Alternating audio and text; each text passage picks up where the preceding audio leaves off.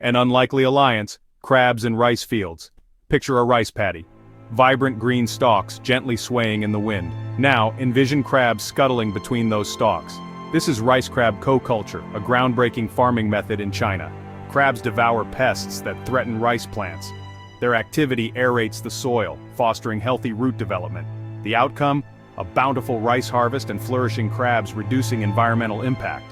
Rediscovering an ancient practice. The history of rice crab co-culture. The concept of rice crab co-culture isn't a modern invention. Its origins trace back to ancient China, where farmers noticed the beneficial interactions between rice and crabs. This age-old wisdom, handed down through generations, set the stage for the contemporary revival we witness today. The revival began in 1984, in Jiangsu province, eastern China. Local farmers, in search of a more sustainable farming method, reintroduced crabs into their rice paddies. The outcomes were astonishing. Rice yields improved, pesticide use dropped, and the crabs themselves became a profitable commodity. Word of this success quickly spread. Soon farmers across China began embracing the practice, refining and adapting it to their local conditions. Government bodies and agricultural researchers took note, offering support and guidance to enhance this promising agricultural model. Today, rice crab co-culture is gaining global recognition as a prime example of sustainable agriculture. It presents a compelling solution to modern food production challenges, demonstrating that collaborating with nature can lead to a more prosperous and sustainable future. The chemical dilemma tackling environmental issues in rice farming. Traditional rice farming often depends heavily on chemical pesticides and fertilizers. While these chemicals can boost yields temporarily, they come with significant environmental costs. They contaminate waterways, harm beneficial insects, and degrade soil health over time. Rice crab co-culture presents a promising alternative. By incorporating crabs, farmers can greatly reduce their reliance on harmful chemicals. Crabs, with their varied diet, serve as natural pest controllers, eating insects that would otherwise harm the rice plants. Their constant movement through the paddies also helps to aerate the soil. This aeration enhances water and nutrient absorption for the rice plants, reducing the need for synthetic fertilizers.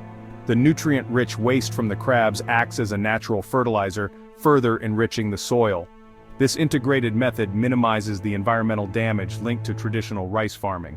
It fosters biodiversity, safeguards water resources, and enhances soil health, leading to a more sustainable and resilient agricultural ecosystem.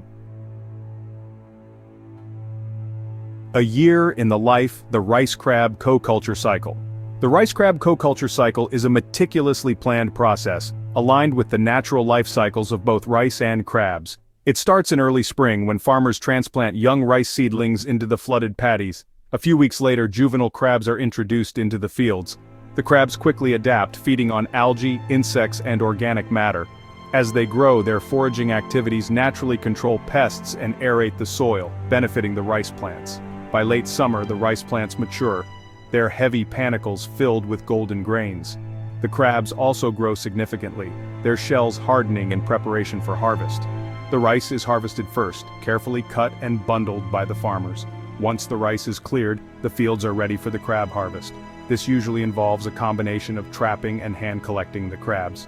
The crabs, now plump and flavorful, are highly valued and fetch a good price in local markets. The cycle then begins anew, showcasing the farmers' deep understanding of ecological balance and their harmonious work with nature. Section 5.2 for 1. The mutual benefits for rice and crabs. The brilliance of rice crab co-culture is in its mutually advantageous relationship. It's a prime example of synergy, where the combined effect exceeds the sum of individual efforts. Both rice and crabs flourish in this integrated system. For rice, the presence of crabs means natural pest control, fewer diseases, and better nutrient absorption. This results in healthier plants, higher yields, and a decreased need for chemical inputs. The outcome is a more profitable and eco-friendly rice crop. Crabs also gain significantly from this setup. The rice paddies offer them a suitable habitat, ample food, and protection from predators. This enables them to grow larger and reproduce more effectively than in the wild. The final product is a high-quality, naturally raised crab, valued for its taste and texture. This symbiotic relationship showcases the potential of agroecological methods. By emulating natural ecosystems, farmers can create win-win scenarios where food production and environmental sustainability coexist. Section 6. From Jiangsu to your plate: success stories and growing impact. Since its resurgence in Jiangsu province, rice crab co-culture has quickly spread throughout China. From small family farms to larger cooperatives, this innovative practice is reshaping rural landscapes and improving livelihoods. Consider the example of a farming community in Zhejiang province. Previously dependent on chemical-intensive farming, they experienced declining yields and environmental harm. The adoption of rice crab co-culture was a game-changer. Their rice yields increased by 20%, and they saw a significant drop in pesticide use and water pollution. The economic benefits have been equally remarkable. The crabs, sold at premium prices, have become a valuable income source for farmers. This has led to better livelihoods, increased investment in rural areas, and a renewed pride in their agricultural traditions. The success of rice crab co-culture is clear in the numbers.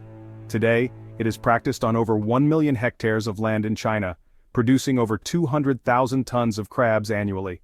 These figures highlight the scalability and economic viability of this sustainable farming method. Section 7.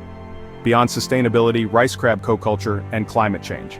The environmental advantages of rice crab co-culture go beyond local ecosystems. This method has the potential to aid global efforts in combating climate change. Traditional rice farming significantly contributes to greenhouse gas emissions, especially methane, a powerful heat-trapping gas. The waterlogged conditions in rice paddies create an ideal environment for methane-producing bacteria to flourish. Rice crab co-culture helps to reduce these emissions. The crab's activity in the waterlogged soil disrupts the anaerobic conditions that promote methane production. Their presence also aids in breaking down organic matter more efficiently, further decreasing methane emissions. Additionally, the reduced dependence on chemical fertilizers in this system leads to lower energy consumption and reduced carbon emissions from fertilizer production and transportation. This makes rice crab co-culture a climate-smart agricultural practice, helping to mitigate climate change impacts while adapting to its effects. Section 8. A vision for the future: scaling up sustainable agriculture. The rice crab co-culture is a prime example of sustainable farming. It represents a move towards a more integrated and ecological farming approach. This model has the potential to be implemented worldwide, providing hope for a sustainable future. Its success is rooted in its simplicity and elegance. By leveraging natural interactions, farmers develop resilient systems. This approach reduces the need for external inputs, minimizes environmental impact, and boosts biodiversity. The challenge lies in scaling up and disseminating its benefits. This requires dedicated research, knowledge sharing, and supportive policies. As awareness increases, so will the demand for sustainable food. Rice crab co-culture is well positioned to meet this growing demand. It is a future worth striving for.